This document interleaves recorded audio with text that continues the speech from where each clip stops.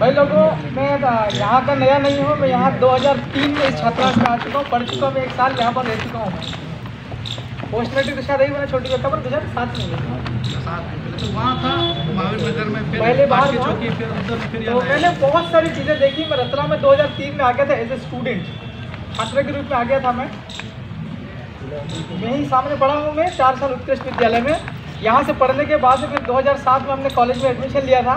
तो वहाँ पर सर हमको पता ही नहीं था छात्र राजनीति क्या होता है, छात्र संगठन क्या होता है। लेकिन वहाँ जैसे ही गए तो कुछ सीनियर लोग मिले, नवीन था उस टाइम पर, और भी साथी लोग थे। तब जाकर के पता चला कि हमारा भी एक समाज है और हमारा समाज बहुत दबा कुचला है।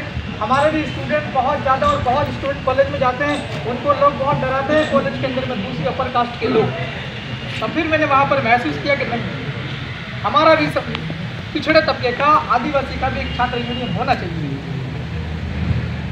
तब वहाँ NSU और ABVP हुआ करता था। वहाँ पर अपना जब ACS बना 2015 में, तब भी ACS था लेकिन उसका नाम नहीं था। ACS का नाम बना 2015 में, लेकिन यही आपका वाला ACS जिसके आप सभी हो, ये बहुत लंबे समय से काम कर रहा है। तो 2007 के अंदर शांतिलाल जी कौन थे? वो ईश्वरलाल जी मेड़ा। ईश्वरलाल जी मेड़ा आप ही के कॉलेज के, आप ही के संगठन के अध्यक्ष रह चुके हैं PG कॉलेज रतलाम के। आप ही के संगठन के नहीं थे वो। हाँ, लेकिन था वो लड़के को लोग सारे ST के थे कि नहीं थे? तो ग्रामीण युवा का मतलब होता है वही आदिवासी। अभी वो रिपील हो गया, उसका रूप किसने ले लिया? ACS ने ले लिया। तो आप ही के संगठन के भी इतने सारे साथी लोग बात कर रहे थे, हमारी उपलब्धियाँ गिनवा, हमारी उपलब्धि, बहुत सारी उपलब्धियाँ, राइट। बड़े से बड़े आंदोलन में छोटू भैया ने बताई, भोपाल तक, रतलाम से लेकर के।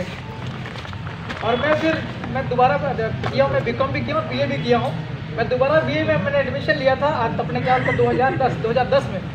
तो मैं 2010 में चूँकि थोड़ा मेरा पढ़ाई लिखाई थोड़ा इंग्लिश मीडियम वाला हो गया था, कॉलेज में जाकर मैंने सारा इंग्लिश में कर लिया था। मेरा BA में इंग्लिश लिटरेचर था एक सब्जेक्ट, एक इकोनॉमिक्स था और एक पॉलिटिकल साइंस था। तो मैं BA इंग्लिश लिटरेचर वो तो इंग्लिश में देता था, मगर मैं वो जो पॉलिटिकल साइंस और इकोनॉमिक्स वो भी मैं पूरा इंग्लिश में देता था। एक जो फाउंडेशन पेपर होता है ना उद्यमिता, मैं वो भी इंग्लिश में देता था। तो अपने जो ST के लड़कों से मेरी थोड़ी दूरी हो चुकी थी। मेरी दूरी मेरी जो है दोस्ती मार्केट के लोगों से ज़्यादा हुई थी। तो मैं जो मयंक जाट जी है कि नहीं, मयंक जाट युवा कांग्रेस के हैं, उनसे मेरा संपर्क हो गया था। उनका भी इंग्लिश लिटरेचर था। और मैं विजय वाला छात्रावास है ना, वो सालाखेड़ी वाला, सालाखेड़ी छात्रावास में मैं रहता था। तो वहाँ पर मार्केट के लोग आना जाना हुआ करता था। लेकिन मुझे भी इसी छात्रावास के सीनियर लोग मुझे डरा धमका के ACS में लाए थे। मैं पहले NSU में था, मैं बताइए, मुझे पता ही नहीं था कि ये होता क्या है, कांग्रेस पार्टी की ये छात्र इकाई NSU, मुझे पता नहीं था। सिर्फ और सिर्फ मेरी क्लास के दोस्तों की वजह से मैं NSU में था। ये छोटू भैया ये आए, इनके राहुल भाई भी थे शायद साथ में, शांतिलाल मेड़ा जी थे, नवीन भैया थे, और भी साथी लोग नौकरी में चले गए। वो मुझे डरा धमका के आपके संगठन में लाए थे।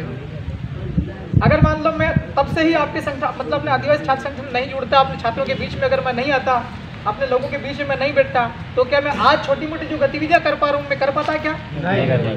तो ACS का ही योगदान है कि मैं भी समाज से जुड़ा हूँ, वरना मैं 2010 में ही समाज से कट चुका था। मैं 1.5 साल आदिवासी समाज से कट के रहा। मैं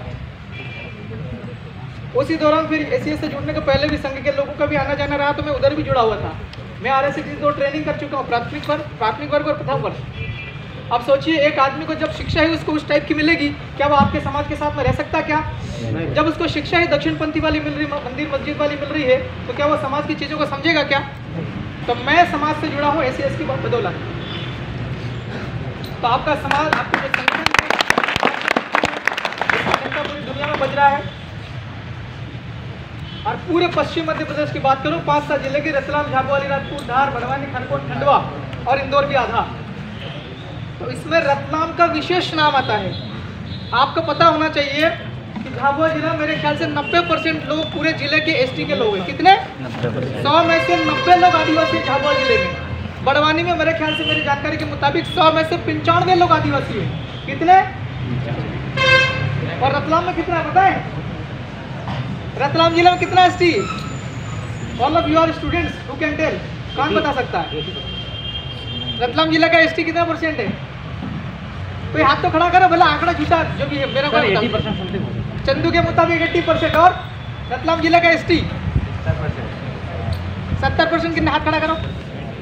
एक भाई ने बोला 70%। रतलाम जिला का कह रहा हूँ, पूरे जिले का। और कोई माल बताओ कितना है रतलाम जिले का? कितना? 50। और कोई मुकेश भुरिया जी? चलिए कोई दिक्कत नहीं, आप सबका आंकड़ा गलत है, ठीक है। 75 मेडा जी के मुताबिक सबका आंकड़ा गलत है आपका। मैं आपको एग्जैक्ट आंकड़ा बता रहा हूँ। पूरे रतलाम जिले में एसटी का परसेंटेज 28.17 एक साथ, मतलब 28.5% लोग अपने एसटी के हैं रतलाम जिले की। क्यों बताऊं? रतलाम जिले में आप देखिए, विधानसभा वाइज देख लीजिए, ब्लॉक वाइज देख लीजिए, ताल और आलोट, वहाँ पर एसटी का परसेंट लगभग 1 या 1.5% आदिवासी। वहाँ पर आलोट में कितना आदिवासी है? आलोट और ताल 2 ब्लॉक में आदिवासी 1 या 1.5% के बराबर है। जावरा में कितना आता है? जावरा पूरा ब्लॉक है, हाँ शायद 2 ब्लॉक आ रहे हैं उसमें, पिपलोद अलग करते तो जावरा के अंदर में महज 3% आदिवासी। कितने? 3%। और पिपलोदा है, कितने लोग पिपलोदा के हाथ खड़े करो जरा, पिपलोदा ब्लॉक से डाउन योर हैंड। कितना परसेंट है ब्लॉक का आदिवासी? कितने? 2-3% नहीं, वहाँ पर 14.60% ऐसा कुछ है। टोटली राउंड फिगर में 15% एसटी है, मतलब 100 में से 15 आदमी पिपलोदा ब्लॉक में आदिवासी है, राइट। और रतलाम ग्रामीण के जरा हाथ खड़े करो, हाथ खड़े करो, रेज योर हैंड। अब हाथ नीचे कर दो, डाउन योर हैंड। बताइए कितना परसेंट एसटी है अपना? बहुत कम। कितना? 28.5 तो पूरे रतलाम जिला का बोला, रतलाम ब्लॉक की बात कर रहा हूँ।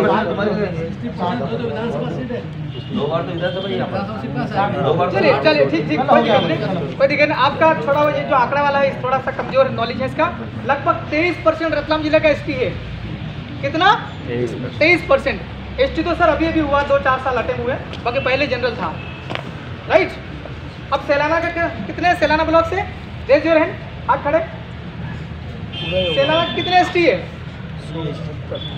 कितना परसेंट एसटी है? 55 होगा सर। सैलाना की बात करो, मुताबिक और कोई सैलाना ब्लॉक की बात करो, एकदम आदिवासी सदा मारा। देखिए थोड़ा सा मैं कह रहा हूँ, अभी है ना समय बहुत कम है, लेकिन मैं ये जानना चाह रहा हूँ कि आप जब एसीएस से पूरे जिले के एसटी के लोगों के लिए संघर्ष कर रहे हैं कि नहीं कर रहे, तो पहले ये तो पता कर लो कि कितने लोगों के लिए संघर्ष कर रहे हैं हम लोग। बिल्कुल सही, कितने हो जाए सर के लिए एक बार। हमारे नहीं अपने कैटेगरी का अपन बात करते हैं एसटी वालों की, तो हमारा समाज कितना ले रहा है? सैलाना का पड़ता है 85%, सैलाना ब्लॉक का एसटी पड़ता है 85%। राउटी ब्लॉक से कौन है? हाथ खड़े करो, कितना परसेंट है एसटी उधर? कितना? 80%। राहुल देवड़ा कितना? 99। और कोई? 95 एग्जैक्ट आंकड़ा। 96% है राउटी ब्लॉक का, 96% है राउटी ब्लॉक का एसटी। बाजना का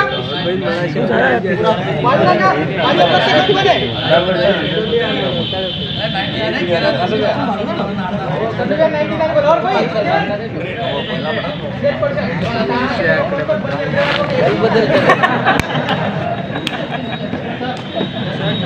चलो ठीक है, 93% बाजना ब्लॉक में एसटी है, राइट। अब पूरे जिले की टोटल जनसंख्या के हिसाब से अगर बात करें तो पूरे रतलाम जिले में 23.17 मतलब 23.25% लोग आदिवासी हैं, राइट। पहले अपने को अपने समाज की लड़ाई लड़ना, उसके बाद दलित समाज की भी लड़ाई लड़ना, उसके बाद अल्पसंख्यक माइनॉरिटी की भी लड़ना, राइट। उसके बाद सभी की भी लड़ाई लड़ना, लेकिन पहले हमारा समाज। Is it clear? तो भाइयों अभी एक साथी कोई कह रहे थे कि हमें सबसे पहले हमारा इन्फॉर्मेशन उसको अपडेट करना पड़ेगा। हमारा जो नॉलेज सिस्टम है, ज्ञान प्रणाली जो है, हमारा ज्ञान वाला सिस्टम है, उसको अपडेट करना पड़ेगा। पढ़िए, बार बार पढ़िए, पढ़ते रहिए, बार बार पढ़ते रहिए, रिवाइज करते रहिए। चाहे आपको सामान्य जानकारी पढ़ना हो, चाहे आपको कॉम्पिटिटिव एग्जाम पढ़ना हो, चाहे आपको रीजनिंग करना हो, चाहे आपको मैथ करना हो, चाहे जनरल नॉलेज पकड़ना हो, बार बार पढ़ते रहिए। अब यही बार बार वाला फार्मूला आपकी समस्या के समाधान के लिए अपनाना पड़ेगा। अभी कोई साथी मुकेश भाई बोल रहे हैं यार कुछ छात्रवृत्ति वगैरह बाकी है, कुछ बच्चों के पोस्ट मैट्रिक या फिर कोई से रूम रेंट वाली, आप बार बार ज्ञापन दे दीजिए, ज्ञापन से काम नहीं हो रहा, बार बार फोन पर बात कीजिए। अगर तब भी नहीं मानता तो बार बार संवैधानिक तरीके से आप धमकी देते रहिए, बार बार अधिकारी को धमकी देते रहिए संवैधानिक तरीके से। क्या आपकी छात्रवृत्ति कोई रोक सकता है? मेरी पढ़ाई रतलाम के बाद में दिल्ली से हुई, दिल्ली यूनिवर्सिटी के अंदर में, राइट। वहाँ मैंने वकालत की पढ़ाई किया हूँ। वहाँ कुछ जो वामपंथी संगठन होते हैं, आईसेक, ऑल इंडिया स्टूडेंट्स एसोसिएशन, जो CPI ML का छात्री का, वो रोज आंदोलन होते हैं वहाँ पर। दिल्ली यूनिवर्सिटी का मेन गेट है छोटी भैया, वहाँ पर रोज धरना लगता है। छात्र संगठन रोज कुछ ना कुछ करते हैं। देखिए हमें पढ़ना भी कहना कहता होगा भैया लगी नेतागिरी करवा रहे आंदोलन कर लीजिए रहे दैट इज नॉट। हम रोज रोज नहीं कह रहे, हम ये कह रहे कि आपकी समस्या का समाधान जब तक नहीं हो जाता तब तक लगातार बरकरार रहिए अपने मूवमेंट पर। जब आप अगर कोई सब्जेक्ट आपको अभी वो वीडियो में भी देखा था छोटे भैया ग्वालियर कलेक्टर साहब वाला, उनने बोला उस स्टूडेंट के चल तेरा एग्जाम कोई सा तेरा क्या पढ़ाई किया, वो बोले साहब LLM किया हूँ। LLM किस में किया? साहब मैं क्रिमिनल में कर रहा हूँ। अब वो LLM कर लिए फिर कह रहा क्रिमिनल में कर रहा हूँ, गलती पकड़ लिया उसका। तो हमें अपने आप को बहुत अपडेट रहना, चाहे सामने कितना भी बड़ा अधिकारी हो, चाहे वो IAS वाला रैंक वाला हो, चाहे वो PCS वाला MPPSC वाला किसी भी रैंक का आदमी हो, चाहे थाने में कुछ मैटर हो गया है स्टूडेंट से रिलेटेड, हम लोग चाहे TA है सामने, चाहे SP है, चाहे SSP एडिशनल SP है, हमें अपनी बात बेधड़क तरीके से रखना। मैंने ये चीज़ बहुत नोटिस की, हमारे ST के लड़के, हमारे आदिवासी के लड़के कॉलेज में स्कूल में झिझक होती है कि नहीं होती? अरे यार मैं कैसे बोलूँगा यार, ये हंसेगा तो, अरे यार मैं बोलूँगा तो मेरी बोलने में वो हिंदी में उच्चारण में मिस्टेक हो जाएगी तो आपको जानकर ताज्जुब होगा कि एक लड़का मेरे सामने बैठा, ये बहुत छोटा था जब मैं दिल्ली से आता 2000 छोटू भैया से मैं खुद ही जुड़ा था आज आंदोलन में। इस बंदे को हिंदी ढंग से नहीं आती थी, मगर फिर भी इनने जिम्मेदारी लेकर के अपने स्तर पर काम किया। आपके सामने लड़का बैठा प्रदेश का उपाध्यक्ष बना हुआ है, ताली बजाकर इसका स्वागत करें। झिझक थी, गलतियां बहुत कर रहा था मगर फिर भी बरकरार रहा। तो आपको जो भी आपको जिम्मेवारी मिलती है, चाहे आपके छात्र संगठन की जिम्मेवारी मिलती, चाहे आपको आपकी सिलेबस की कोई चैप्टर तैयार करने की जानकारी मिलती, आपको इसमें अपडेट रखना, ये मेरी ओर से आपको सजेशन है।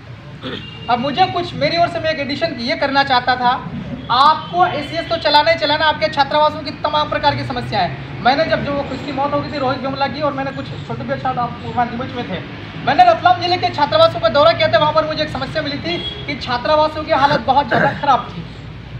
अब जब छात्रावासों की हालत ACS छात्र संगठन संघर्ष करके लड़ झगड़ के छात्रावास के अधीक्षकों से सुधार भी देता था, राइट।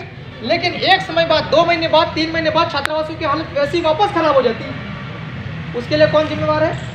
उसके लिए हमारी निष्क्रियता जिम्मेवार है।